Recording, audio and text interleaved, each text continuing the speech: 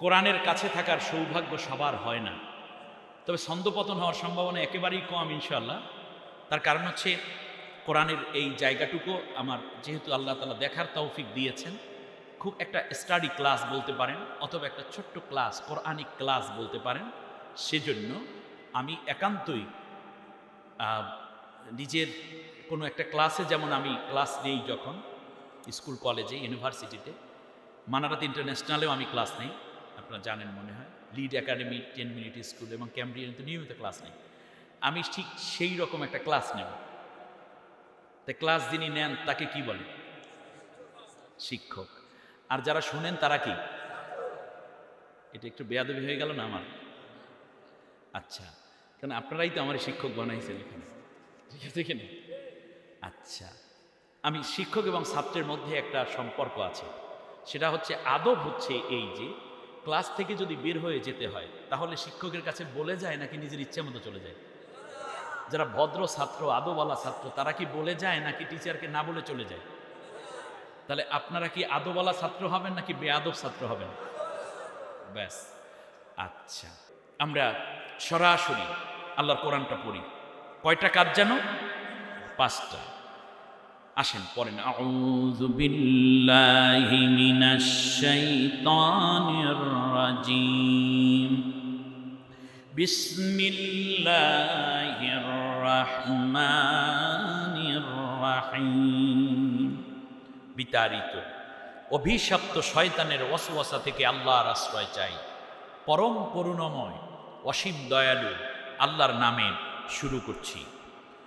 ওয়াল মুমিনুনা ওয়াল মুমিনাতু বা'দুহুম আউলিয়াউ বা'দ ইয়া'মুরুনা বিল মা'রুফি ওয়া ইয়ানহাউনা আনিল মুনকার ويقيمون الصلاة ويؤتون الزكاة ويطيعون الله ورسوله أولئك سيرحمهم الله إن الله عزيز حكيم। আমানতু বিল্লাহ অর্থ হচ্ছে হে তামাম বিশ্বের মোমেন নারী এবং পুরুষ। কয়টা জাত? পৃথিবীতে জাত কয়টা? 2টা। তার মধ্য থেকে আসলো মোমেন নারী এবং মোমেনা, মোমেন পুরুষ, মোমেনা নারী। যদি তুমি মোমেন হও, আমরা সবাই কি? তাও বললেন না সবাই, ইমানের স্বীকৃতি দিতে হবে তো, বলেন আমরা সবাই কি? মুমিন। আমাদেরকে আল্লাহ বলছেন ওয়াল মুমিনুনা ওয়াল মুমিনাত, মুমিন পুরুষ মুমিনা নারী, বা'দুহুম আউলিয়াউ বা'দ, একে অন্যের শুভাকাঙ্ক্ষী, একে অন্যের পরিপূরক, একে অন্যের কল্যাণকামী, একে অন্যের বন্ধু, একে অন্যের সাথী, একে অন্যের অভিভাবক, একে অন্যের ওয়েলউইশার। সুবহানাল্লাহ। একে অন্যের কি কামী? কল্যাণকামী। জোরে বলেন কি কামী? আরো জোরে বলেন কি কামী? কিন্তু মোমেন এখন মোমেনের কল্যাণ কামনা করে না, কল্লা কামনা করে। কারে মারবে, কারে খাইবে, কাড্ডা খাইবে, কিভাবে খাইবে, সেই ষড়যন্ত্রে লিপ্ত। কিন্তু আল্লাহ তাআলা বলছেন মোমেন নারী এবং পুরুষ পরস্পরে তারা কি? বন্ধু, কল্যাণকামী। 2 গ্রুপ মিলে 5টা কাজ করবে। কয়টা? কয় দফা কর্মসূচি? জোরে বলেন কয় দফা? 5 দফা। ইয়া'মুরুনা বিল মা'রুফ, ভালো কাজের আদেশ করবে। কোন কাজ? আরো জোরে, জোরসে বলেন। চুরি করা, ডাকাতি করা, খুন করা, জিনা করা, ব্যভিচার করা, অন্যের সম্পদ লুণ্ঠন করা, মুরব্বীদেরকে গালিগালাজ করা, আলেমদেরকে গ্রেপ্তার করা, বিনা অপরাধে মানুষকে জেলের ভিতর আটকে রাখা, নির্দোষ মানুষদেরকে মামলা দিয়ে ঘরছাড়া করা, মানুষের বাড়ির মুরগি চুরি করা, ফলফলাদি চুরি করা, দুর্নীতি করা, রাষ্ট্রের সম্পদ লুণ্ঠন করা, এগুলো করবে। করবে কি? ভালো কাজের আদেশ। জোরে বলেন এই কাজগুলো ভালো কাজ না খারাপ কাজ? এই অন্যায়গুলো থেকে বিরত থাকবে এবং ভালো কাজের আদেশ দেবে। মা তার সন্তানকে, স্বামী তার স্ত্রীকে, স্ত্রী তার স্বামীকে, ভাই তার বোনকে, বোন তার ভাইকে, এমনি করে করে নারী পুরুষকে, পুরুষ নারীকে কিসের উপদেশ দিবে? ভালো কাজের। ওয়ায়ানহাউনা আনিল মুনকার, এবং খারাপ কাজের নিষেধ করবে। বলেন কয় দফা হয়ে গেল? ভালো কাজের আদেশ, খারাপ কাজের নিষেধ। এখন থেকে আমরা কি এই কাজ করা শুরু করতে পারবো? সমাজের মধ্যে আপনার মেম্বার হওয়ার দরকার নাই, চেয়ারম্যান হওয়ার দরকার নাই। আপনি আপনার ঘরের মধ্যে সর্বপ্রথম আপনি ভালো কাজের আদেশ শুরু করেন, খারাপ কাজ নিষেধ শুরু করে দেন। মা হয়ে সন্তানদেরকে এটা করুন, বাবা হয়ে সন্তান এবং স্ত্রীকে এভাবেই নির্দেশনা দিন, ভালো কাজের আদেশ, খারাপ কাজের নিষেধ। ওয়ায়ুকিমুনাস সালাতা, নামাজ কায়েম করবে। তৃতীয় দফা কর্মসূচি কি? নামাজ কায়েম করবে। ওয়ামুর আহলাকা বিসসালাত, পরিবারের সবাইকে নামাজের নির্দেশ দিবে। ঠিক আছে কিনা? নামাজ ব্যক্তি থেকে শুরু, পরিবার, পরিবার থেকে সমাজ, সমাজ থেকে রাষ্ট্র, প্রত্যেকটা জায়গায় নামাজ প্রতিষ্ঠার আন্দোলন শুরু করে দিতে হবে। নামাজ কায়েমের তিনটা অর্থ একটু সামনে এসে বলবো ইনশাআল্লাহ, যখন এখানে বিস্তারিত আলোচনা হবে। বাস, ওয়ায়ুকিমুনাস সালাত, নামাজ কায়েম করবে। ওয়ায়ুতুনাজ যাকাত, এবং যাকাত আদায় করবে। ওয়ায়ুতিউনাল্লাহ ওয়া রাসূলা, আল্লাহর আনুগত্য করবে এবং নবীর আনুগত্য করবে। সুবহানাল্লাহ। কয় দফা কর্মসূচি? 5 দফা। তাহলে প্রথমে আমরা কাজগুলো মুখস্থ করি। 1 নম্বর হচ্ছে নারী পুরুষ, ছাত্র ছাত্রী, শিক্ষক শিক্ষিকা, ডাক্তার মহিলা ডাক্তার, কবি মহিলা কবি, সাহিত্যিক মহিলা সাহিত্যিক, প্রধানমন্ত্রী বিরোধী দল, সরকারি দল যারা আছে সেখান থেকে মন্ত্রী, মন্ত্রী পরিষদে সেক্রেটারিয়েটে যারা আছে সেখান থেকে, যে অঙ্গনে থাকুক না কেন, সব জায়গায় নারী এবং পুরুষ যদি মোমেন হয় তাহলে তারা সবাই মিলে 5টা কাজ করবে। 1 নম্বর কাজ কি? ভালো কাজের, খারাপ কাজের। যদি স্বামী ঘুষ খাওয়া শুরু করে, স্ত্রী তার কি ঘুষে উৎসাহ দিবে নাকি থামাইবে? স্ত্রী যদি বউ চাকরি করে, ঘুষ খাওয়া শুরু করছে, স্বামী ঘরে বসে কি করবে? টাকা আরো আনো, আরো আনো, ফাউন্ডেশন দিতে আসি, 5তলা বিল্ডিং, জমিনের দলিল হইতে আছে, কোনো চিন্তা নাই। আস্তে আস্তে তুমি মাল কামাও আর আমি মোটামুটি ম্যানেজার হিসেবে দায়িত্ব পালন করব। রোজ রোজ টাকা দেবা, কোনো সমস্যা নাই। বউ জম্বের মতো ঘুষ খায় আর স্বামী বৈশা বৈশা বিড়ালের মতো হাড্ডি চাবান শুরু করছে। এরকম কাপুরুষ আছে না নাই? বরং স্বামী বলবে তোমার বেতন কত, এত টাকা কোত্থেকে আসে? তুমি এলাকার মেম্বার নিয়ে হইছো মাত্র, এত টাকা কিভাবে আসে? তুমি আমার বউ ঠিক আছে, টিউনোতে চাকরি করো, বিসিএস করেছো তুমি, আমিও বিসিএস করেছি, না হয় নাই বে করলাম, তাতে কি হয়েছে? তো তোমার টাকা এত আসে কি করে? তুমি এমপি হওয়ার পরে, মন্ত্রী হওয়ার পরে, ও আমার বউ, শ্বশুর জিজ্ঞেস করবে ও বৌমা, শাশুড়ি জিজ্ঞেস করবে ও বৌমা, ছেলে জিজ্ঞেস করবে ও আমার মা, তুমি এমপিগিরি করে কত টাকা পাও আর এত টাকা কোত্থেকে তোমার আসে? এই প্রশ্ন করবে যদি সে মুমিন হয়। ঠিক কিনা বলেন? আহা, ছেলে কোনো চাকরি নেই, বিলিয়ন বিলিয়ন ডলারের মালিক, মা যদি মুমিনা হয় প্রশ্ন করবে এই টাকা তোর কোত্থেকে আসলো? জবাব দে আগে। মাকে ছেলে প্রশ্ন করবে, মা তুমি কত টাকা বেতন পাও আর এত টাকা তুমি কোত্থেকে দেও? প্রশ্ন করবে। ভালো কাজের আদেশ, খারাপ কাজে, ভালো কাজের আদেশ করা সহজ। কারণ কি? আসেন ভাই নামাজ পড়ি, বহুত ফায়দা হবে। কিন্তু পাশে যদি গাজার দোকান থাকে, এখানে গাজার দোকান চলবে না, পিঠা সমানে, এই কথা বলবে নাকি? আমাদের সমাজে পীর মাশায়েখ যারা আছেন তারা ভালো কাজের আদেশ করে, বক্তা যারা আছি ভালো কাজের আদেশ করি, তাবলীগ যারা করেন ভালো কাজের আদেশ করি, খতিব যারা আছেন ভালো কাজের আদেশ করেন, কিন্তু খারাপ কাজের নিষেধ করা হচ্ছে না। ফলে দিন দিন খারাপ কাজ কমতেছে না বাড়তেছে? আচ্ছা, একটা মেজারমেন্ট করি। বাংলাদেশ স্বাধীন হয়েছে কোন সালে? 1971 সালে। খুব ভালো করে নির্মোহ বিশ্লেষণ করবেন। আজকে এখনো যায়নি, 12টা পর্যন্ত আছে, 16ই ডিসেম্বর চলমান। ঠিক না বলেন? আচ্ছা আসেন তো একটা ছোট্ট হিসাব লই। ধরেন 1971 সাল, সেখান থেকে বাদ দিলাম। গত 20 বছরের একটা হিসাব নেই। গত 20 বছর বাংলাদেশে যত দুর্নীতি ছিল, এই 20 বছরে যারা সরকারে আছেন তারা কি দুর্নীতি কমাইতে চাইছে না বাড়াইতে চাইছে? কমাইতে চাইছে, কিন্তু দুর্নীতি কমতেছে না বাড়তেছে? এই 20 বছর যদি পিছনে যান, আজকে হলো 2023 সাল, এটার পেছনে 20 বছর পেছনে গেলে কোন সাল হয়? 2003 সাল, রাইট। 2003 সালে বাংলাদেশে যত দুর্নীতি ছিল 2023 সালে কমছে না বাড়ছে? কত গুণ বাড়ছে? এইভাবে যদি দেশ চলে, আগামী 20 বছরে দুর্নীতি থাকবে না, ঠিক কিনা বলেন? তাহলে পীরের মুরিদ কমবে না বাড়বে? পীরের মুরিদও বাড়বে, দুর্নীতিও বাড়বে, খানকাও বাড়বে। মদ গাঁজা 20 বছর আগে যা ছিল বর্তমানে কমতেছে না বাড়তেছে? তা প্রত্যেক দিন বের হয় পুলিশেরা মাদক দ্রব্য উদ্ধার অভিযানে, ঠিক কিনা বলেন? প্রত্যেক দিন মাদক দ্রব্য উদ্ধার অভিযানে বের হয়, আর মদ গাঁজা ফেন্সিডিল কোকেন তারি মারজুরা পেতিডিন ইয়াবা হিরোইন এগুলো কমতেছে না বাড়তেছে? আগামী 20 বছরে কোনো বাড়বে না, কমে যাবে শেষ নাকি? আর কয়দিন পর, এই বেশি দূরে নাই, আর কয়দিন পর আসবে।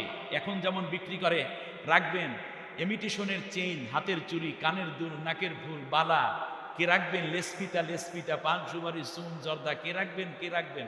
ফেরিওয়াল আসে না আসে না? আর কয়দিন পারবেন কে রাখবেন ফেন্সিডিল কোকেন তারি মারজুয়ারা পেতিডিন গাঁজা, কে রাখবেন কে রাখবেন? যদি 1 পুরি হিরোইন কেনেন তাহলে 1 প্যাকেট গাঁজা ফ্রি।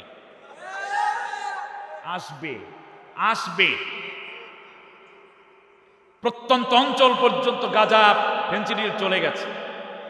মাঝে মাঝে ফেসবুকে দেখি যে যারা অস্ত্র, এই যে গাঁজা উদ্ধার অভিযানে যারা যায় তারাও 1 বোতল আগে মেরে লয়, এরকমও খবর মাঝে মাঝে পাওয়া যায়। আমি কি বানাইয়ে বলতেছি? মানে আমি তো এই দেশের মানুষ, কথায় কষ্ট হচ্ছে আপনার? এবার খেয়াল করেন, অবৈধ অস্ত্র দিন দিন কমতেছে না বাড়তেছে? ঘুষ 20 বছর আগে যা ছিল বর্তমানে কমতেছে না বাড়তেছে? বেপর্দা বেহায়া কমতেছে না বাড়তেছে? বাড়তেছে। আচ্ছা, জেনা ব্যভিচার কমতেছে না বাড়তেছে? মিথ্যা মামলা হামলা হয়রানি নির্যাতন নিপীড়ন কমতেছে না বাড়তেছে? মা বাবার খেদমত যা আগে হতো এখন কমতেছে না বাড়তেছে? কমতেছে। মা বাবার খেদমত এখন করেন। আচ্ছা, এখন থেকে নিয়ে 20 বছর পরে ধরেন এইভাবেই যদি চলে, তাহলে জেনা ব্যভিচার কমবে না বাড়বে? বাড়বে। এখন তো গার্লফ্রেন্ড বয়ফ্রেন্ড করে দিয়েছে, এরপরে এসো বন্ধু হই বইয়ের মধ্যে ছাপাইয়া দিয়ে দিয়েছে, এরপরে আস্তে আস্তে করে এইটাকে টেলিভিশনে নিয়ে আসবে। নাটক সিনেমায় যে অবস্থা হচ্ছে, সেদিন বেশি দূরে নয়। আমার ভয় হয় আগামী 20 বছর লাগবে না, 2-4-10 বছরের মধ্যে যদি এইভাবেই শাসন, এইভাবেই যদি দেশ চলতে থাকে, তাহলে প্রত্যেক খানকার পাশেই হয়তো লাগাইয়া দেবে পিশাব। আপনার খানকার পাশেই এই সন্ত্রাসীরা, এই গাঁজাখোরেরা ছোট্ট করে 2খান টিন দিয়া তারপর এক পাশে মদ বিক্রি করবে আর এক পাশে জেনা করবে। আপনি যদি বলেন এইটা কেন হবে, সাথে সাথে বলবে ধর্ম যার যার উৎসব সব। লাকুম দিনুকুম ওয়ালিয়া দিন, তোমার ধর্ম তোমার, আমার ধর্ম আমার, আমার বাধা দাও কেন? কষ্ট হচ্ছে আপনাদের? তালে থাইকেন না, যারা নেতৃত্ব দিচ্ছেন তারাও তালে থাইকেন না। যেভাবে আগাচ্ছে এবং জাতিকে ছেড়ে দিচ্ছেন আপনারা, যা বানাতে চাচ্ছেন, তাতে করে মেয়েদের পরনের কাপড় আর ছেলেদের নৈতিকতা সব শেষ হয়ে যাবে। কুকুরের মতো রাস্তাঘাটে জেনা ব্যভিচার চলতে থাকবে। বড় ভয়। আচ্ছা বুঝলাম, সব বললেন বাড়বে। আগামী 20 বছর পর্যন্ত বলেন সরমনের মুরিদ কমবে না বাড়বে? ভালো করে বুঝেন, সরসিনা শরীফের মুরিদ বাড়বে, মোকামিয়া, ফুরপুরা, জৈনপুর সবার মুরিদও বাড়বে। তবলিগের লোকজন কমবে না বাড়বে? এই 20 বছর 2003 থেকে 2023 পর্যন্ত কমছে না বাড়ছে? বাড়ছে। মসজিদ মাদ্রাসা দেশের মধ্যে এই 23 বছরে কমতেছে না বাড়তেছে? আরে সরকারই তো 500-র উপরে মসজিদ বানাই দিয়েছে, সুবহানাল্লাহ। তারপরে আপনি চিন্তা করেন মাদ্রাসা কমবে না বাড়বে? বাড়বে। কি এক অবস্থা!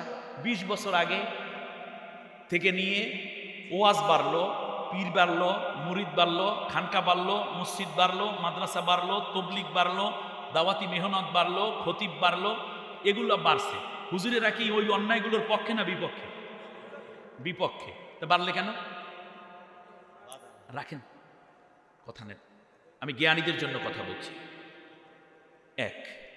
দ্বিতীয় হচ্ছে, সরকারে যারা থাকে তারাও চায় দেশের মধ্যে খুন খারাপি বন্ধ হোক, তারপরে অন্যায় অবিচার বন্ধ হোক, খুন খারাপি বন্ধ হোক, চুরি ডাকাতি বন্ধ হোক, মাদকদ্রব্য বন্ধ হোক। এই 20 বছরে কমছে না বাড়ছে?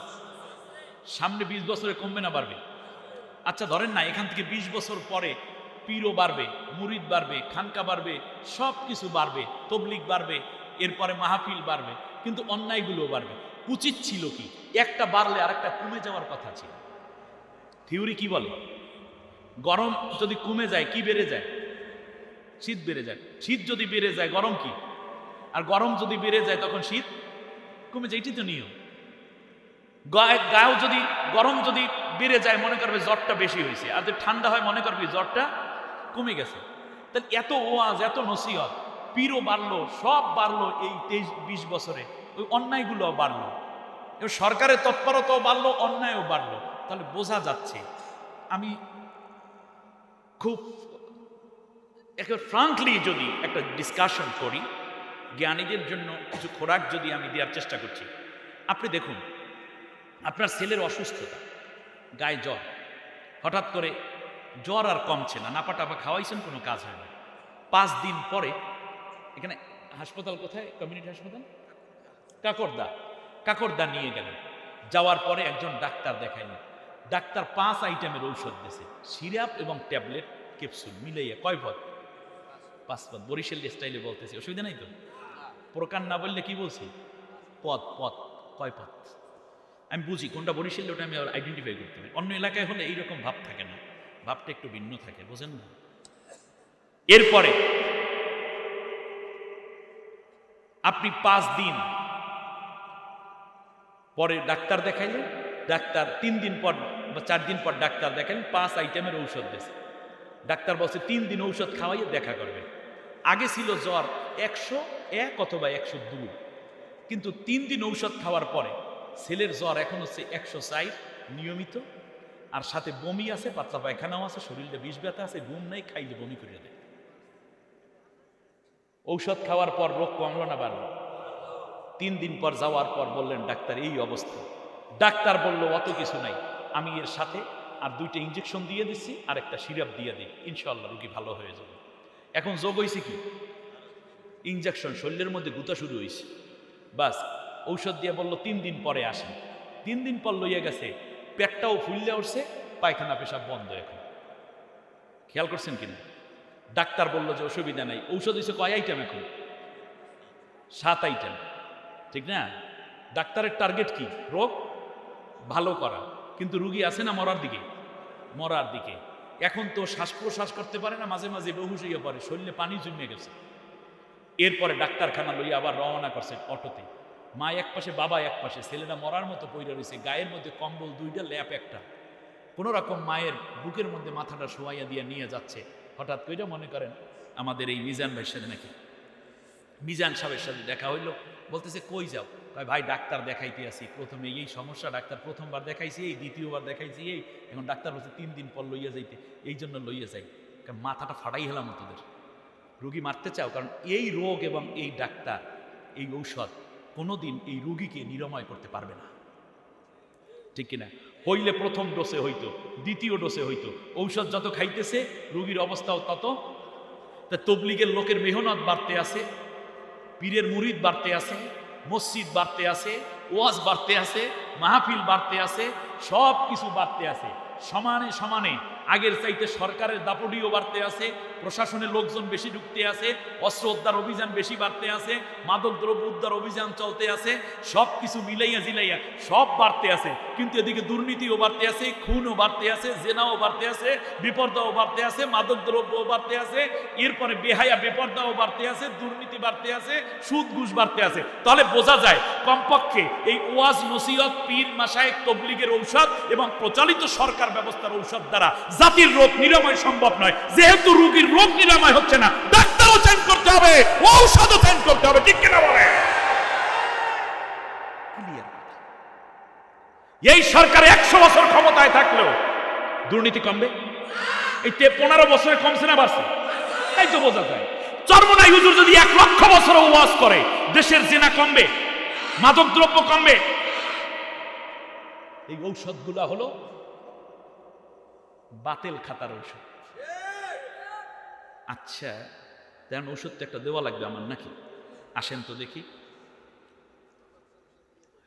আল্লাহর নবী, বিশ্ব নবী মুহাম্মদুর রাসূলুল্লাহ সাল্লাল্লাহু আলাইহি ওয়াসাল্লাম যেই সমাজে এসেছিলেন, সেই সমাজে নারীদেরকে পুরুষেরা একাধিক নারীকে তারা ভোগ করত, জানেন কিনা?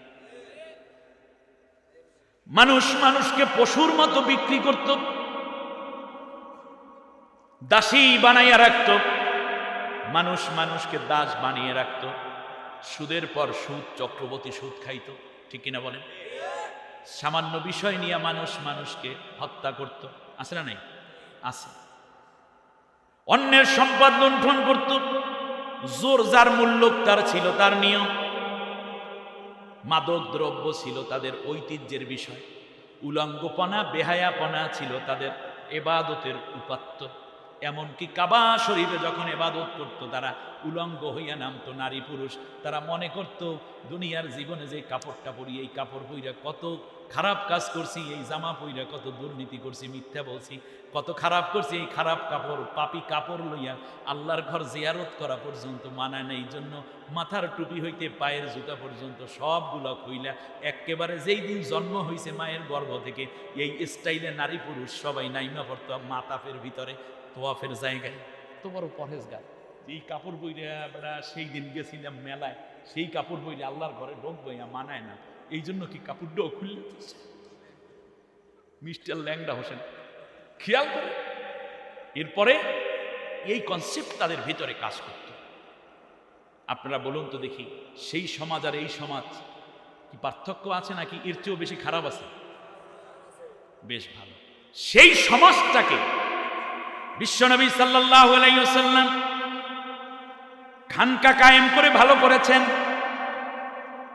প্রচলিত তাবলীগের মেহনতে ভালো করেছেন, কিংবা ওয়াজ মাহফিল দিয়া ভালো করছেন, শুধু তাফসির মাহফিল দিয়া ভালো করছেন, মসজিদের ইমামতি কইরা ভালো করছেন না, বিশ্ব ইজতেমা কইরা ভালো করছেন, কিংবা আবু জেহেলের আবু লাহাবদের আইন কানুন দিয়া ভালো করছেন না। আল্লাহ নবী এই সমাজের বিপরীতে আল্লাহর কোরআনের আইন বাস্তবায়ন করা শুরু করে দিলেন। মক্কায় পারেন নাই, মদিনায় পেরেছেন, পরে আবার মক্কায়ও কায়েম করেছেন। বলুন তো দেখি, কোরআন দিয়ে যেই রাষ্ট্রটা কায়েম হলো, সেই সমাজের মধ্যে একজনও কি জিনাকার পাওয়া গেছিল? আর একটা মানুষও কি মাদক দ্রব্য সেবনকারী ছিল? কোন রকমের দুর্নীতিবাদ ছিল? একটা পয়সাও কি রাষ্ট্রের আত্মসাৎ করার কোনো উদাহরণ আপনারা পাবেন? পাবেন না। আমার ভাইরা, সেই সমাজে কি খুন খারাপই ছিল? ছিল না। সুতরাং আমরা হুজুরেরা কি চাই? আমরা হুজুরেরা চাই দেশটার মধ্যে নারীরা পর্দায় চলুক, সুদ ঘুষ বন্ধ হয়ে যাক, মানুষ হয় হালালি পথে চলুক। এই 20 বছরের হিসাব দিলাম, পীর মাশায়েখ তাবলীগ বক্তা যারা আছি পারি নাই, রাজনীতিবিদরাও পারি নাই। অতএব আল্লাহর কোরআন দিয়া যদি রাষ্ট্রটাকে এই 2024 সালে সিদ্ধান্ত নিতে পারি, আর কোনো দলমত নাই, 2024 হবে আল্লাহর কোরআনের 24, এই চিন্তা করে যদি দেশটার মধ্যে, সংসদের মধ্যে আল্লাহর কোরআন দিয়ে পরিচালনার সিদ্ধান্ত নিতে পারি, তাহলেই কেবলমাত্র অন্যায় রোধ করা সম্ভব। এই জন্য আসেন না পীর সাহেবরা এক জায়গায় হই, আপনি যা চান তা আল্লাহর কোরআনের শাসন কায়েমের মধ্যে প্রতিষ্ঠিত করা সম্ভব। তাবলীগের ভাইরা যা চান, তাবলীগের লোকেরা চায় সব মানুষগুলো নামাজি হয়ে যাক। আল্লাহর নবী যখন কোরআনের রাষ্ট্র কায়েম করলেন, আজান দেওয়ার সাথে সাথে সব মানুষগুলো মসজিদে ঢুকত, ঠিক কিনা বলেন? অতএব তাবলীগের ভাই, আপনার মেহনত দিয়ে এই দীর্ঘদিনে যা হয়েছে তা কিন্তু একটা কাজের দ্বারা পূর্ণ বাস্তবায়ন সম্ভব, যদি আল্লাহর কোরআনের রাষ্ট্রটা কায়েম হয়, ঠিক কিনা বলে? রাজনীতিবিদদেরকে বলি, আপনারা চেয়েছিলেন দুর্নীতিমুক্ত সমাজ, পারেন নাই।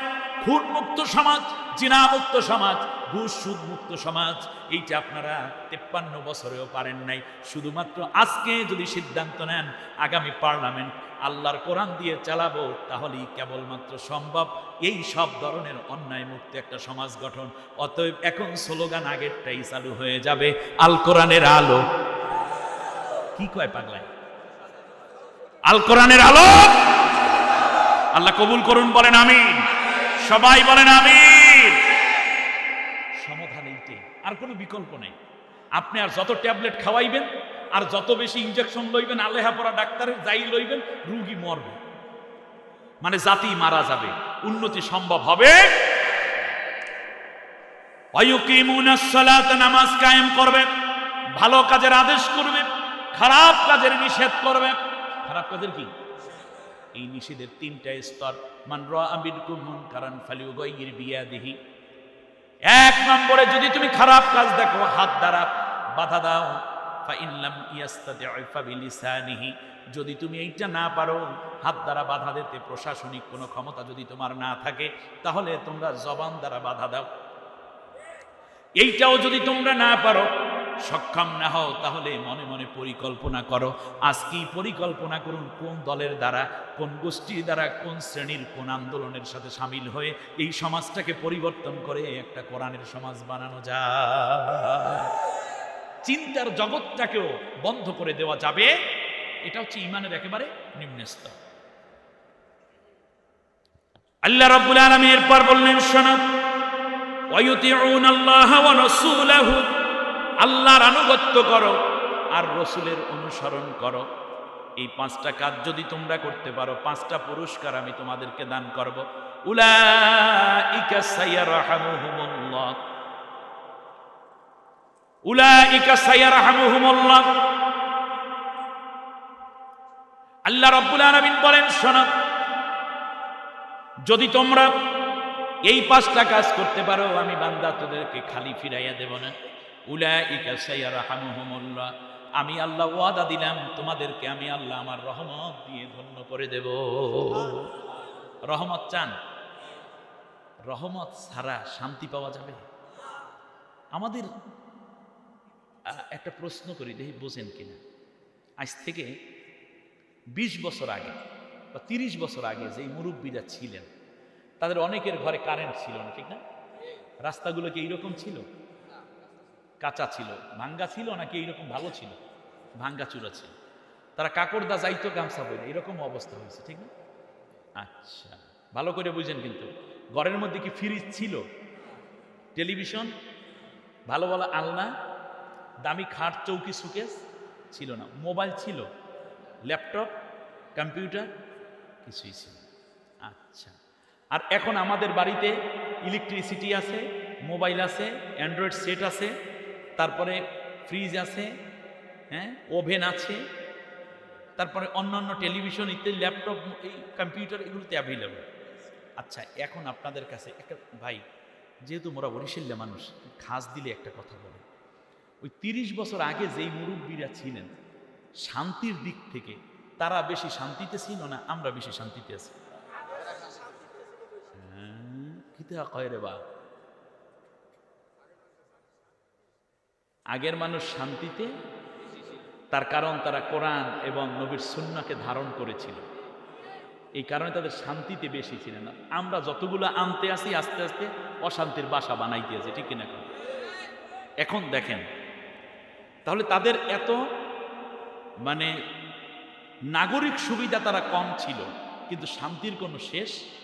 পুকুরে একটা খেয়াও দিলি মাছ উঠতে, নদীতে জালটা মারলিস, বড় বড় চিংড়ি মাছ, ধরিয়া ধরিয়া লইয়া, কাটালিয়া মাছ, বাইলা মাছ, বৌরে কইতে শুধু হলদি মরিচ বাড়ো, আমি একটু আসি, কোনো একটা চড়া দিয়ে 2-4টে খেয়াও মারিয়া, ব্যাস, কোনো চিন্তা নেই। নিজের গরু নিজে দহন করে নিয়ে আসতো, টাটকা ফ্রেশ দুধ, ঠিক কিনা বলে? এই মেহমান আসছে ডাক পাই গেল গাছ থেকে। এই যে হাজার রকমের ফ্যাসিলিটিস, কিন্তু আপনারা বলেন এইরকম সুবিধাগুলো,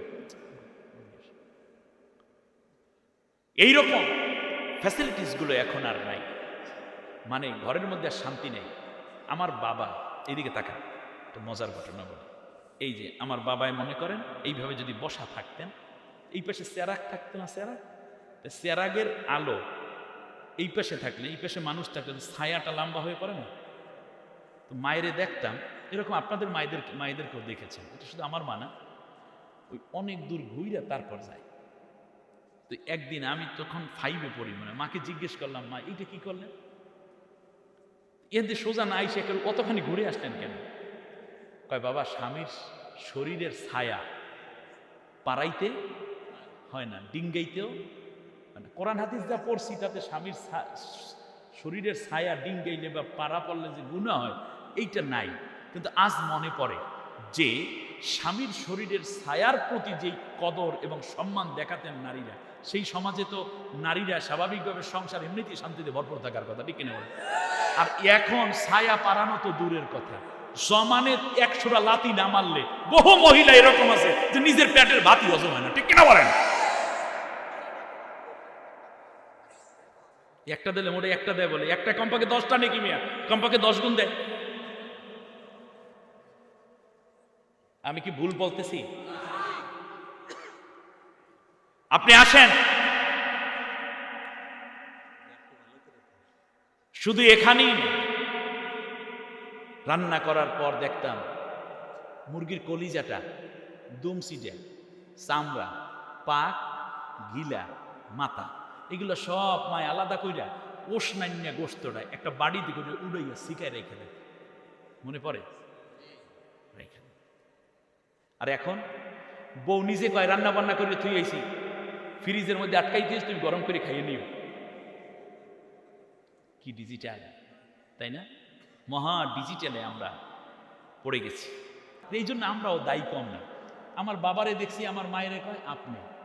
বউরা স্বামীর সাথে, স্বামী স্ত্রীকে আপনি বলে বলতো, আপনারা শুনছেন কিনা এটা? আবার স্ত্রীও স্বামীকে কি বলতেন? আপনি বলতেন, ঠিক না? এইটা একটা জেনারেশন গেল। এরপরে আসলো একজন তুমি আর একজন আপনি, ঠিক আছে কিনা? বউরে আমরা ভালোবেসে বলা শুরু করলাম, দেখো এটা কেমন কথা, তুমি আমারে আপনি বলবে, এটি ভালো শোনে না, আমি তোমারে আপনি বলবো, তাও ভালো শোনে না। তো একটা কাজ করি, তাহলে কমপক্ষে অর্ধেক হাফ হাফে আসি। আমাদের পূর্বের জেনারেশন, আমাদের বড় ভাই যারা ছিলেন, ওই জেনারেশন বলল যে আমি তোমাকে তুমি বলবো, তুমি আমাকে আপনি বলবেন। তাই অর্ধেক আপনি অর্ধেক তুমি, বেশ ভালো কথা, তুমি আপনি মিলাইয়া সংসার ভালোই চলা শুরু করলো। এরপরে আমরা বললাম, দেখো আমরা আধুনিক হয়েছি, তুমি আমাকে আপনি বলবা এইটা হয় না, আমিও তুমি, তুমিও তুমি, ঠিক আছে কেন?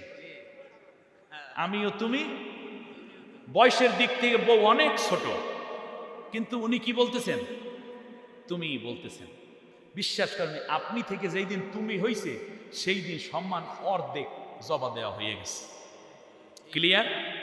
বেশ ভালো কথা। এখন আমরা হয়ে গেলাম স্মার্ট, আমরা হয়ে গেলাম ডিজিটাল। আমরা বললাম কিসের আপনি আর কিসের তুমি, বেটা সব বাদ, মোরা তুই তুই, ঠিক কিনা গান? তুইও তুই, আমিও তুই, চালা।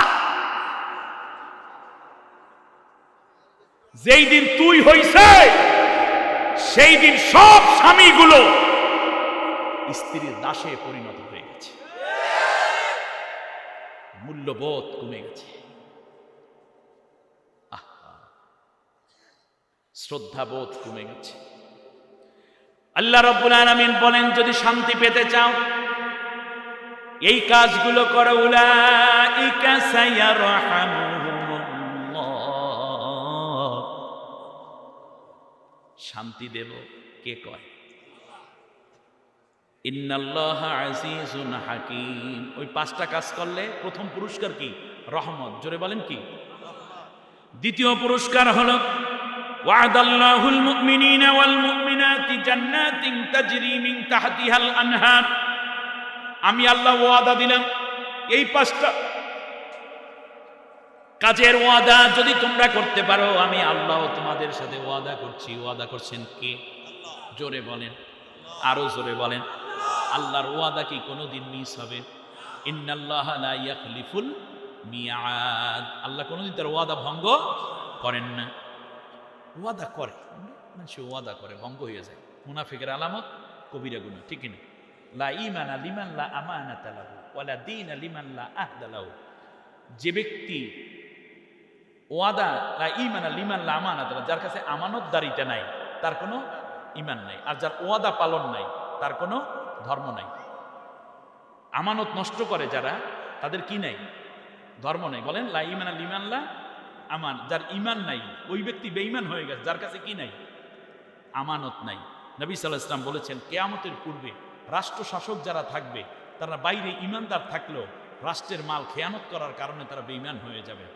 ইজা তুখিজাল ফাইউদ দাওয়ালা, রাষ্ট্রের সম্পত্তিকে তাদের নিজের সম্পত্তি হিসাবে ব্যবহার করে জনগণের মাল তারা লুণ্ঠন করে খেয়ে ফেলবে। ইজা তুখিজাল ফাইউদ দাওয়ালা ওয়াল আমানাতু মাগনামা, এবং ব্যাংক, বিমা, শেয়ার বাজার থেকে নিয়ে বিভিন্ন জায়গায় জনগণ যে আমানত রাখবে তা বিভিন্নভাবে তারা লুটপাট করে নিয়ে যাবে। ওয়াসাদ আল কাবিলাতা ফাসিকুহুম, আর দেশের মধ্যে সবচেয়ে ফাসিক, গুনাহগার, অসভ্য, দুষ্কৃতিকারী যারা, তারা জাতির নেতা হয়ে যাবে, মেম্বার, চেয়ারম্যান, এমপি, মন্ত্রী হয়ে যাবে। টাকলা তার শেষ উদাহরণ, ঠিক কিনা বলেন?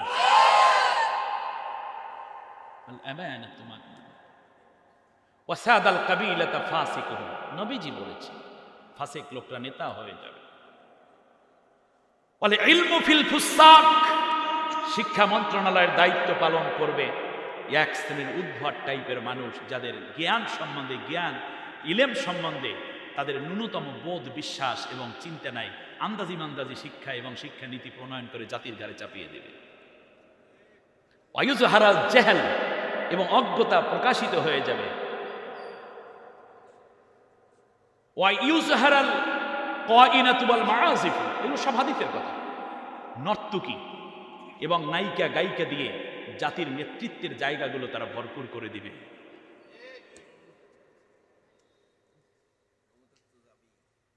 কি বুঝলেন? আসুন আমি আবার আসি।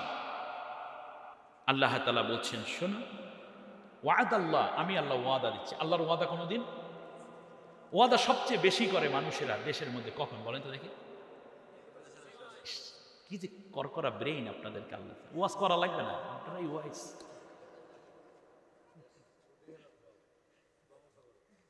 ঘরে ঘরে তোমাদের চাকরি দেব, পারলে বিনা পয়সায় চাল, ডাল, তৈল, ঘি, মাছ, মাংস সব দিয়ে দেব। এই দেব, সেই দেব, হ্যাং দেব, ত্যাং দেব। প্রত্যেকের গরুগুলা সাহা সিমেন্ট দিয়ে বাদাই কইরা দেব। জমিনগুলাকে ঢেউটেনের মতো শক্ত কইরা দেব। আকাশের তারা আইনা মাথার মধ্যে কপালে টিপ পরাই দেব। চান্ডা দিয়া গলার মালা পরাইয়া দেব। কত কিছু দেয়, কত কিছু দেয়। আর নির্বাচিত হওয়ার পরে জনগণ কিছু চাইলে কয় চুপ, আর নইলে জন্মের মতো খাওয়াই দেব। কি যে ওয়াদা করেছে তাও বলতে চায় না, ঠিক কিনা? আমারে ভোট দাও, কেউ না খাইয়া মরবা না, কিন্তু কি খাইয়া মরবে তাও কয় না। গুলি খাইয়া মরবে না বোম খাইয়া মরবে, আল্লাহ জানে। আমার ভাইয়েরা, এ হচ্ছে নির্বাচনীকালীন অবস্থা এবং ওয়াদা। এখন আর ওয়াদা লাগে না, ওটা ওয়াদা আগে ফাইনাল হয়ে যায়। উলা আল্লাহ রাব্বুল আলামিন বলেন, কিন্তু আল্লাহর ওয়াদা কি মিস হবে? কথা করে না কেন? মানুষ ওয়াদা করে ভঙ্গ করে, তার মানবীয় দুর্বলতা এবং তার বাধ্যবাধকতা, সীমাবদ্ধতা আছে। আল্লাহর কোন সীমাবদ্ধতা আছে? আল্লাহ তো ওয়াদাল্লাহুল মুমিনিনা ওয়াল মুমিনাত, আমি আল্লাহ ওয়াদা দিলাম জান্নাতিন তাজরি মিন তাহতিহাল আনহার, এমন জান্নাত দেব তোমাকে যার তলদেশ দিয়ে ঝর্ণা ধারা প্রবাহিত থাকবে। সুবহানাল্লাহ।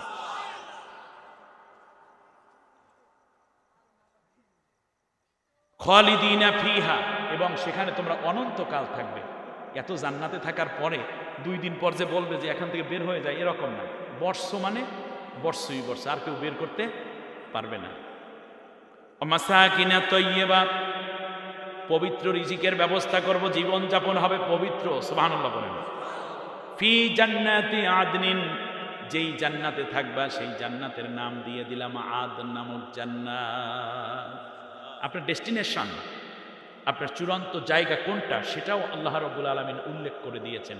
আদ নামক জান্নাত, যেই জান্নাতে নবীগণ যাবেন। সুবহানাল্লাহ। এবার শোনো, চতুর্থ পুরস্কার হলো রিদওয়ানুম মিনাল্লাহি আকবার। শেষবারে আমি আল্লাহ রাব্বুল আলামিন তোমাদেরকে সন্তুষ্টির মালা পরাইয়া দেব। যালিকা হুয়াল ফাউজুল আযীম, এবং তোমাদের মাথার মধ্যে আমি আল্লাহ তাআলা বিজয়ের মুকুট পরাইয়া দেব। কাজ কয়টা?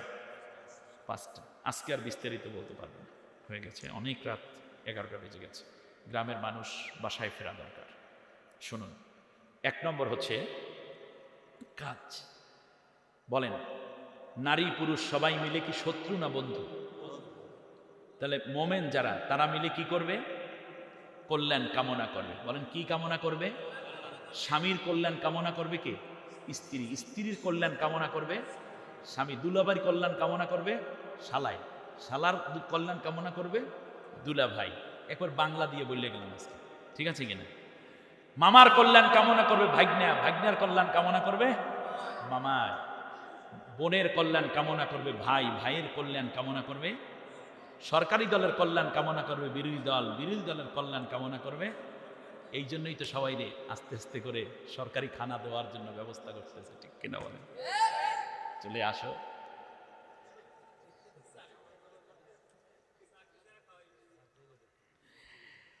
আমার ভাইয়েরা এবার খেয়াল করুন, এর চেয়ে আর কি কল্যাণ দেবে আপনাদেরকে? বলে আর কত দেবে? দিতে দিতে জানটা সারা শহীদ হয়ে যাইতে। এবার আল্লাহ তাআলা বলছেন কল্যাণ কামনা করবে। কি কামনা করবে? আল্লাহ রাসূল সাল্লাল্লাহু আলাইহি ওয়াসাল্লাম বলেছেন, যে ব্যক্তি কোনো ব্যক্তির কল্যাণ কামনা করার জন্য কিছুটা সময় চিন্তা করলো এবং তার কল্যাণে কিছু সময় ব্যয় করলো, কাআন্নাহু, তার অবস্থা হলো এরকম, সাইমুন ফিন নাহারি, দিনের বেলায় সে রোজা রাখলো, ওয়াতাকাফা ফি মসজিদে হাজা, এবং এই মসজিদে 1 মাস রোজার 1 মাস সে যখন এতেকাপ করে যে সওয়াব হয়, অর্থাৎ মসজিদে নববীতে 1 মাস এতেকাপ করলে যে সওয়াব হতো, সেই সওয়াব একটি মুহূর্ত যদি আপনি অন্য কোনো ভাইয়ের কল্যাণ কামনায় ব্যয় করেন। এত বড় নেকি রেখেছে ইসলাম। আদ-দীনুন নাসিহা। ইসলাম হচ্ছে কল্যাণ কামনা করার নাম। আর আজকে আমরা কি করছি?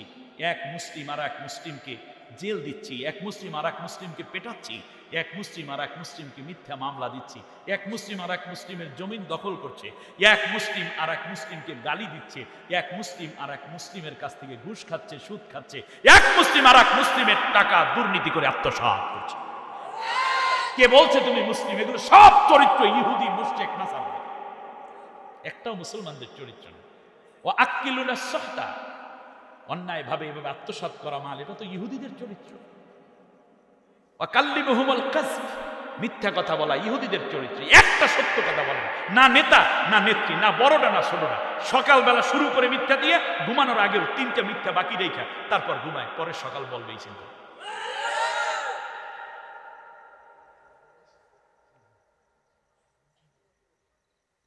এই সমাজটাকে চেঞ্জ করতে হবে, একটা ঢেউ দিতে হবে, সেটা কোরআনের ঢেউ। জোরে বলেন, কিসের ঢেউ? কষ্ট হচ্ছে আপনাদের? ওয়াদাল্লাহুল মুমিনিনা ওয়াল মুমিনাতি জান্নাতিন তাজরি মিন তাহতিহাল আনহারু খালিদিনা ফিহা, অনন্তকাল এই জান্নাতে থাকবা। ওয়া মাসাকিনা তাইয়্যিবা, পবিত্র জীবন জীবিকা পাবা। ফি জান্নাতি আদনিন, আদ নামক জান্নাত পাবা। রিদওয়ানুম মিনাল্লাহি আকবার, আল্লাহ রাব্বুল আলামিন তার সন্তুষ্টির স্বীকৃতি তোমাকে দান করবেন। যালিকা হুয়াল ফাউজুল আযীম, এরপরে বিজয়ের মুকুট আল্লাহ তাআলা আমি ওয়াদা দিলাম তোমার মাথায় পরাইয়া জান্নাতে পাঠাইয়া দেব। সূরার নাম সূরা তাওবা, 111 কথা, সেজন্য এখান থেকে নিলাম, কারণ 111টা আয়াত আছে, 12টা আছে রুকু, এই জন্য এই সূরাটা একটু পড়লাম। 111 কথা মনে আছে? ওটা 111 কত কথাই তো মনে আসে, সব তো আর বলা যায় না। কোরআনের এই সূরাটির মধ্য থেকে, সূরার নাম হলো সূরা তাওবা। সূরার নাম কি? সূরার নাম সূরা তাওবা। এই সূরা তাওবার মধ্য থেকে 111টা আয়াত আছে। এই 111 আয়াতের মধ্য থেকে আমি আপনাদের উদ্দেশ্যে 71, 72 এই 2টি আয়াত তেলাওয়াত করে শোনাইছি। এই আয়াতের আগেই আল্লাহ তাআলা একটা চমৎকার করে বলেছেন, ওয়াল মুনাফিকুনা ওয়াল মুনাফিকাতু বা'দুহুম মিন বা'দ ইয়া'মুরুনা বিল মুনকারি ওয়া ইয়ানহাউনা আনিল মা'রুফ। মুনাফিক যারা মুনাফিক হয় কাফেরদের মধ্যে, ইহুদিদের মধ্যে, খ্রিস্টিয়ানদের মধ্যে, হিন্দুদের মধ্যে, বৌদ্ধদের মধ্যে, কাদের মধ্যে? তাহলে মুসলমান, তার মধ্যে বের হয়েছে কোন গ্রুপ? মুনাফিক। তাই এই মুনাফিক নাম শুনবা মুসলমানের মতো, মাঝে মাঝে নামাজও পড়ে, আবার নির্বাচনের আগে টুপিও পরে, এরপর হুজুরের বিরুদ্ধে ফতুয়াও দেয়, কোরআনের সত্যিকার আন্দোলনের লোকদেরকে চিরতরে পৃথিবী থেকে বিদায় করে দেওয়ার ষড়যন্ত্রও করে। এই কাজগুলো যারা করে তারাও কিন্তু তারা যে নারী পুরুষ আছে জোট, এরা কিন্তু পরস্পরে আবার বন্ধু। ইয়ামুরুনা বিল মুনকারে, তারা ভালো মানে মন্দ কাজের কর্মসূচি, মন্দ কাজের আদেশ, মন্দ কাজের শিক্ষা ব্যবস্থা, মন্দ কাজের সংস্কৃতি ব্যবস্থা, মন্দ কাজের অর্থনৈতিক ব্যবস্থা, মন্দ কাজের যত আয়োজন আছে এগুলো সব তারা করে। ওয়ায়ানহাউনা আনিল মারুফ, এবং ভালো কাজে তারা বড় বাধা দান করে। আমার কথা আপনার বুঝে আসে নাই? তাই মুনাফিক যারা নামে মোমেনের ঘরে জন্ম নেবে, কিন্তু তারা খারাপ কাজের আদেশ করবে, ভালো কাজের নিষেধ করবে। আজকে তাফসিরুল কোরআন মাহফিল এবং কোরআনের এই সুন্দরতম আয়োজন, একামতে দ্বীনের কাফেলা, সেখান থেকে নিয়ে জীবন চলার প্রত্যেকটা জায়গায় যারা যারা বাধা দিচ্ছে তারা মুনাফিক গ্রুপের সদস্য। নারী পুরুষ সমানে দেখবেন একই রকম, এক শেয়ালের মতো হুক্কা হয়ে ওঠে, আল্লাহর কোরআনকে চিরতরে নির্বাপিত করে দিতে চায়। তারা কোন গ্রুপের সদস্য? এবার মুনাফিকের ডেস্টিনেশন, মোমেন্টটা তো জানলাম, জান্নাতুল আদনে যাবে, কিন্তু মুনাফিকরা কোথায় যাবে? ইন্নাল মুনাফিকিনা ফিদ দারকিল আসফালি মিনান নার। মুনাফিকরা যাবে জাহান্নামের নিম্ন স্তরে। জাহান্নাম কয়টা? 7 প্রকারের জাহান্নাম। জাহান্নাম, লাযা, হুতামা, সাইর, সাক্কর, জাহিম, হাবিয়া, এগুলো 7টা। এখন আপনারা দেখেন নিম্ন স্তর কেন বলা হলো? রাসূল সাল্লাল্লাহু আলাইহি ওয়াসাল্লাম বলেছেন জান্নাত হলো এরকম, নবী এভাবে প্রসারিত করলেন, আর জাহান্নাম হলো এরকম। তা মনে করেন এইটা হলো জাহান্নাম। জাহান্নামের মধ্যে যারা ঢুকছে তাদেরকে যখন আগুনের মধ্যে গরম করা হবে এবং টকবকে পানি খাওয়ানো হবে, তারপর যখন বিভিন্ন রকম গাছের যে কষ খাওয়ানো হবে, তখন তারা বমি করবে। এরপর নারী বুড়িগুলো পচে গলে যাবে, শরীরের তেল চর্বি গলে গলে পড়বে কোন জাহান্নামে? নিচেরটায়। আবার নিচে লোক আছে না নাই? তাদেরগুলোও তো গলবে। তাই এই 2 গ্রুপেরটা গলিয়ে যাইবে কোনটায়? 3 নম্বরে। 3 নম্বর এবং 1, 2 সব মিল্লা যাইবে কোথায়? চতুর্থটায়। চতুর্থ এবং উপরের 3টা মিল্লা যাইবে কোথায়? পঞ্চমটায়। এমনি করে সবগুলা যাইবে কোথায়? নিচেরটায়। মুনাফিককে আল্লাহ তাআলা ফালাবেন একেবারে নিম্ন স্তরে। এর মানে সব আযাব যা হইছে মিল্লা সবটা দেওয়া হবে এক গ্রুপকে, নাম হইছে মুনাফিক।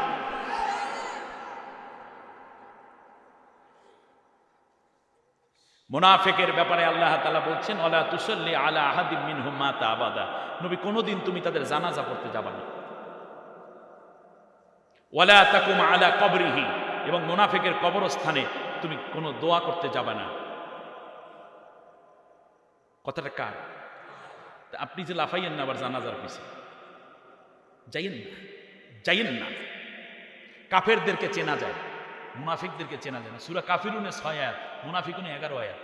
এর মানে কাফেরের ষড়যন্ত্র চাইতে মুনাফিকের ষড়যন্ত্র আরো ভয়ানক, কারণ ওরা থাকে মোমেনের সাথে, দেখতে মোমেনের মতো, কখনো বিসমিল্লাহও কয়, কখনো কয় নারায়ে তাকবীর, আল্লাহু আকবারও কয়, আবার হুজুরদেরকে কিছু হাদিয়া তোহফাও দেয়, আবার কিছু ডোনেশনও করে, এই করে সেই করে, কিন্তু মাঝখান থেকে ইসলামের কল্লা, ইসলামের কলজাটাকে শেষ করিয়া কুত্তারে খাইতে দেয়। ঠিক কিনা কন?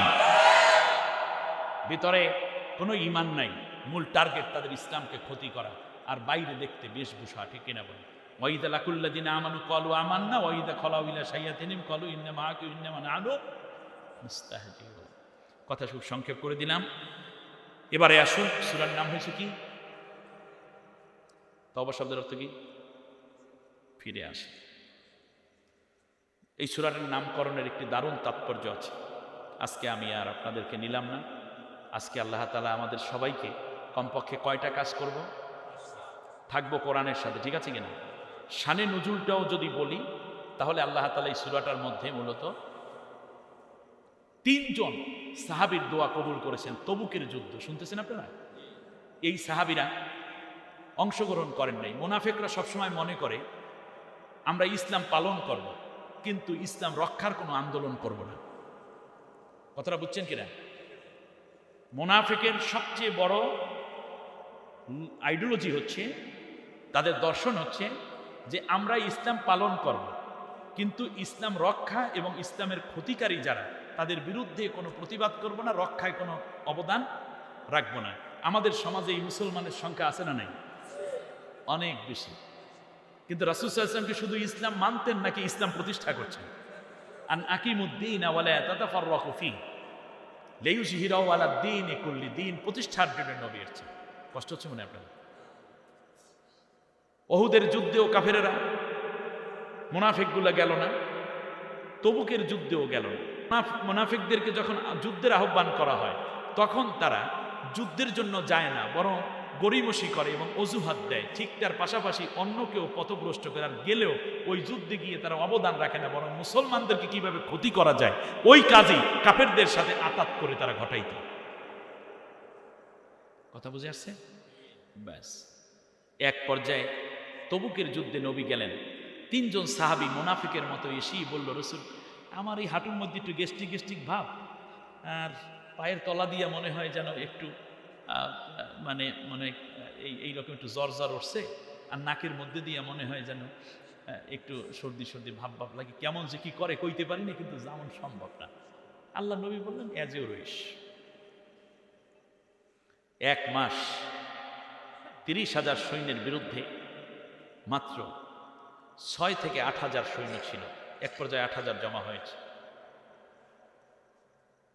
শেষ অবধি বিজয় হলো। এই যুদ্ধে যুদ্ধ করা ছাড়াই আল্লাহ বিজয় দিয়েছেন, ঝড় দিয়ে ওদেরকে শেষ করে দিয়েছেন। আমি সংক্ষেপ বলে আসলেন নবী আকরাম সাল্লাল্লাহু আলাইহি ওয়াসাল্লাম। এক পর্যায়ে মসজিদ নববীর সামনে প্রচুর গনিমতের মাল পেয়েছেন, ঘোড়া, উট, দুম্বা, বকরি। কাফেররা থুইয়া জনমের মতো পালাইছে, ওই ঝড়ে থাকলে ওরা শেষ হয়ে যেত।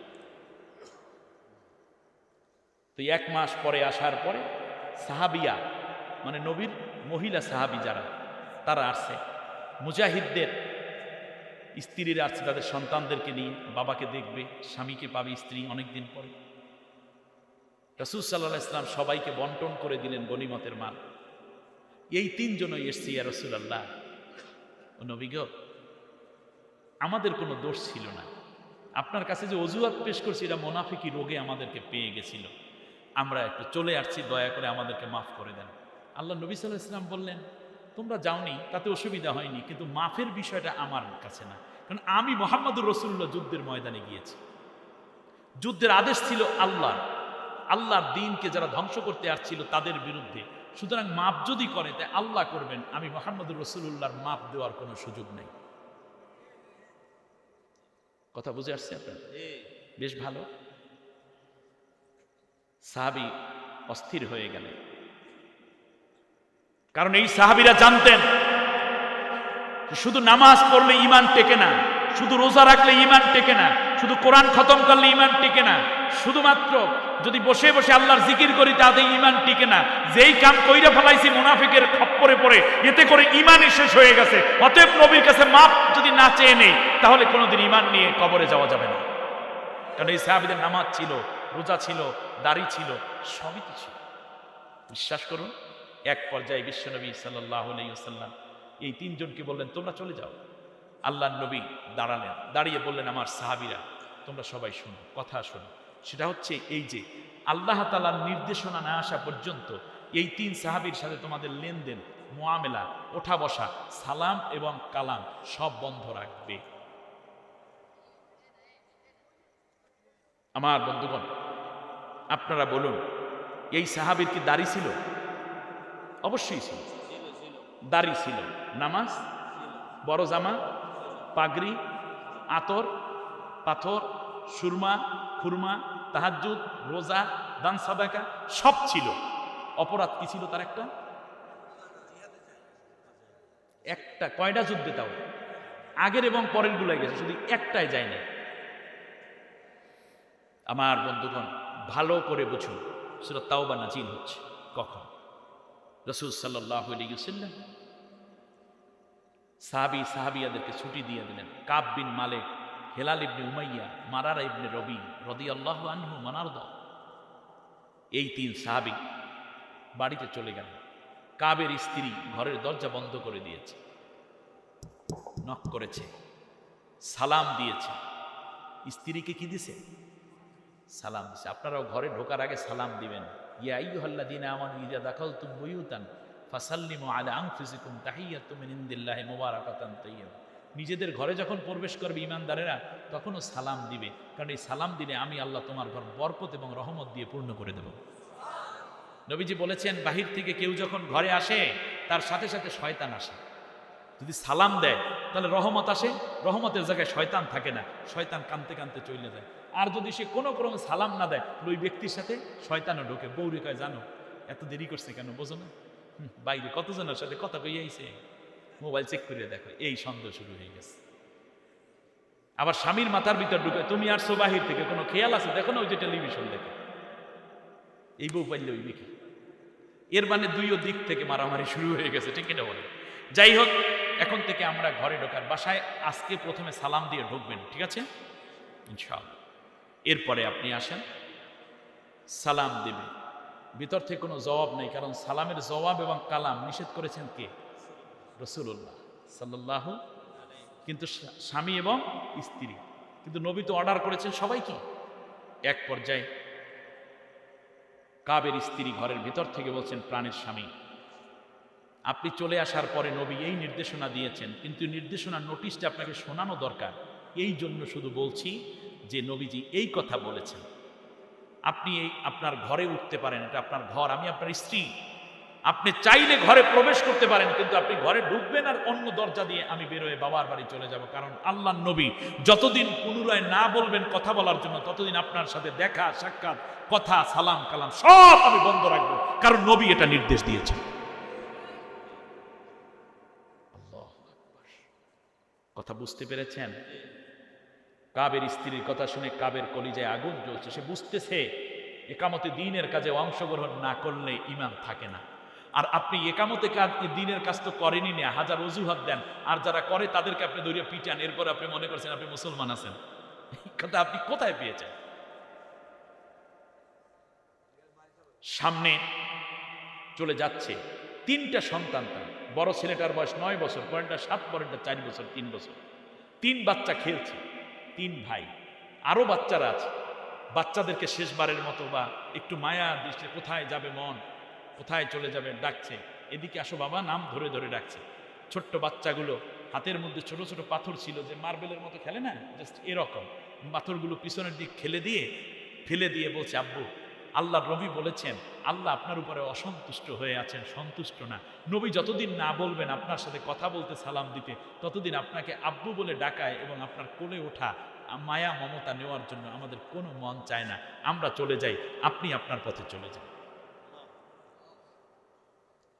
হেলাল ইবনে উমাইয়া 72 বছর বয়সের এক বৃদ্ধ মানুষ, মসজিদে নববীর মধ্যে নিজের রশি নিজে বাইন্দা তারপরে দাঁড়াইয়া কান্ত 50 দিন পর্যন্ত একটানা। রাসূল সাল্লাল্লাহু আলাইহি ওয়াসাল্লাম মসজিদে নববীতে ঢুকলে তার দিকে তাকাইতেন না। এইটা ছিল তার বেদনা সবচেয়ে। রশিগুলো যেদিক দিয়ে গিয়েছে বারবার, সেই অবস্থায় ওখানে ইনফেকশন হয়ে গেছে, পুজ হয়েছে, রক্ত হয়ে গেছে। চিন্তা করেছে আল্লাহর কাছ থেকে মাপ না নিয়ে যদি মারা যাই তাহলে জাহান্নামে যাব। অতএব কোনো কথা নাই, প্রয়োজনে আল্লাহর ঘর মসজিদের মধ্যে নিজের বাইন্দে দেখি আল্লাহর রহমতের নজর আমার দিকে আনতে পারি কিনা। অপরাধ কি? মারারা ইবনে রবিয়াও একই অবস্থা। 50 দিন পরে আল্লাহ বলেন, আলা সালাসাতিল্লাযীনা খুল্লিফু, ওই 3 জন পেছনে ছিল, তাদের তওবাও আমি কবুল করেছি। রাসূল সাল্লাল্লাহু আলাইহি ওয়াসাল্লাম তখন ডেকে এনে তাদেরকে এই সুসংবাদ জানিয়ে দিয়েছিলেন। সম্মানিত ভাইরা, এই আলোচনার উপরে, 5টা আলোচনার উপরে আরও বিস্তারিত কথা হতে পারত, কিন্তু প্রথমবারের মতো আপনাদের এলাকায় আমি আসছি, কিছু কথা বললাম, আপনাদের খুব কষ্ট হয়েছে। খুব কোরআন থেকে কথা, জীবন ঘনিষ্ঠ কথা, এবং কোরআনের কথা কোরআন দিয়েই বলার চেষ্টা করেছি, কোরআনের কথা হাদিস দিয়ে বলার চেষ্টা করেছি। নবী সাল্লাল্লাহু আলাইহি ওয়াসাল্লাম বলেছেন, আফজালুত তাফসির আত-তাফসিরু বিল কোরআন বিল কোরআন। সবচেয়ে শ্রেষ্ঠতম তাফসির হচ্ছে কোরআনের আয়াত দিয়ে কোরআনের তাফসির। আর যদি এটা না পাও তাহলে কোরআনের তাফসির কোরআন বিল হাদিস, এটা হচ্ছে দ্বিতীয়। আমি চেষ্টা করেছি কোরআন এবং সুন্নাহর আলোকে প্রত্যেকটা কথা ব্যাখ্যা করার জন্য। তাহলে কোন সূরা থেকে তিলাওয়াত করেছি বলেন? সূরা তাওবা। আয়াত নম্বর কত? মোট আয়াত আছে 111টা, 111 আয়াত, ঠিক আছে কিনা? হ্যাঁ, আর হলো 12টা রুকু। মদিনায় অবতীর্ণ এই সূরা, তার কারণ মদিনার মধ্যে কিছু সিমটম আছে, কিছু সূরা যখন আপনি দেখবেন এই শব্দগুলো মক্কায় নেই, যেমন আকিমুস সালাত, আকিমুসসালাম মানে নামাজ কায়েম, এই একামাতিস সলা পাবেন মদিনায়, এই বজলেই মনে করেন মদিনার সূরা। ইয়া আইয়ুহাল্লাযীনা আমানু বজলেই মনে করেন মদিনার সূরা। তার কারণ কি জানেন? ইয়া আইয়ুহাল্লাযীনা আমানু মক্কায় নাজিল হয় না, মদিনায় হয়েছে। আর নামাজ কায়েম করে রাষ্ট্র, ব্যক্তি শুরু করে আর রাষ্ট্র বাস্তবায়ন করে। যেহেতু মদিনায় রাষ্ট্র কায়েম হয়েছে কোরআনের, এই জন্য ইউকিমুনাস সালাহ আকিমুস সালাহ দেখলেই মনে করেন ওটা মদিনার সূরা, মক্কার সূরা না। আমরা নামাজ পড়ি, নামাজ কায়েম নাই আমার দেশে। যাই হোক, এটা নিয়ে অনেক কথা হতে পারতো। আল্লাহ তাআলা আমাদের সবাইকে কবুল করুন। আমার কোনো কথায় কষ্ট পেলে আল্লাহর রাস্তায় মাফ করে দিবেন। আমি সকলকে নামাজের সূরাতে বসেই একবার আলহামদু, তিনবার কুল হু আল্লাহ বলার চেষ্টা করছি। বিসমিল্লাহির রহমানির রহিম।